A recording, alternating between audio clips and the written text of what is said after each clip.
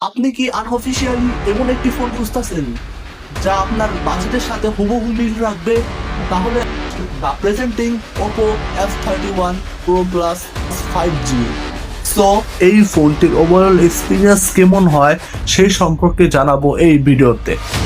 So let's begin.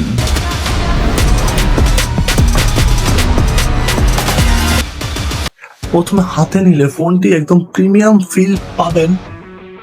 And ফোনটির thickness মাত্র 7.8 মিলি and এই ফোনটির বিশাল ব্যাটারির তুলনায় ওজনে খুবই হালকা।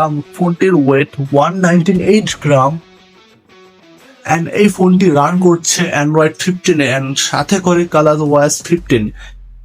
ওপোর এই ফোনটির সবচেয়ে বড় চমক হলো এর সুরক্ষা ব্যবস্থা।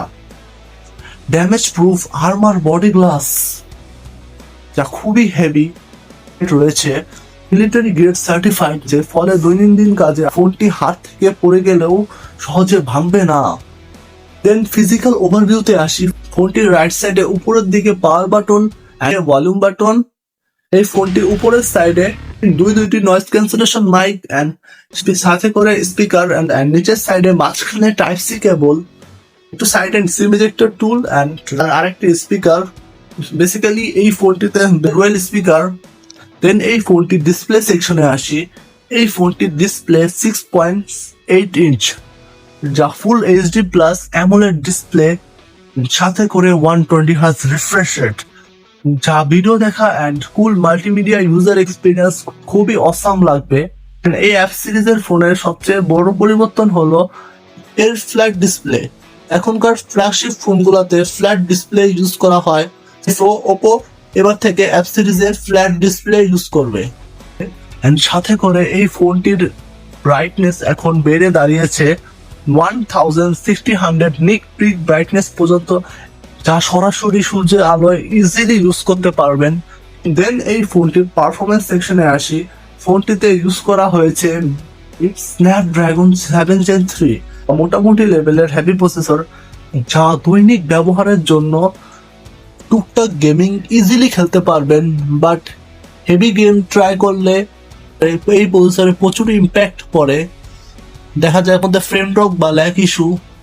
সো আপনারা পারলে নর্মাল ক্লাসিক মোডে খেলবেন, আদার্স অ্যাপ রান করতে কোনো অসুবিধা হবে না। সর্বোচ্চ storage type 8GB RAM and 254GB storage থেকে শুরু করে 12GB পর্যন্ত পেয়ে যাবেন। দেন এই ফোনটির ক্যামেরা সেকশনে আসি। ফোনটির পিছনে ডুয়াল ক্যামেরা সেট আপ, 50 মেগাপিক্সেলের মেইন ক্যামেরা, এরই সাথে টেলিফটো অপটিক্যাল স্টেবিলাইজেশন লেন্স রয়েছে, আর নিচের দিকে 2 মেগাপিক্সেলের ম্যাক্রো ক্যামেরা, সামনে সেলফি ক্যামেরা 30 মেগাপিক্সেলের। এই ফোন দিয়ে তোলা কিছু ছবি স্ক্রিনে দেখতে পাচ্ছেন। সো কমেন্ট বক্সে আপনাদের ফিডব্যাক দিবেন অ্যান্ড ফোনটি দিয়ে ভিডিও রেকর্ড করতে পারবেন 4K 30 FPS এ, যা এই মিড প্রাইস রেঞ্জে বড় একটি ব্যাপার। দেন ওপোর এই ফোনটির সবচেয়ে বিশাল দিক হলো এর বড় ব্যাটারি। নর্মাল ইউজ কেসে 2 দিন পর্যন্ত চালাতে পারবেন অ্যান্ড এরই সাথে 80 ওয়াটের super fast charger. So guys, so overall আপনাদের কাছে এই ফোনটি কেমন লেগেছে কমেন্ট করে জানাবেন। তো দেখা হবে নেক্সট কোনো ভিডিওতে। So till then take care, bye by.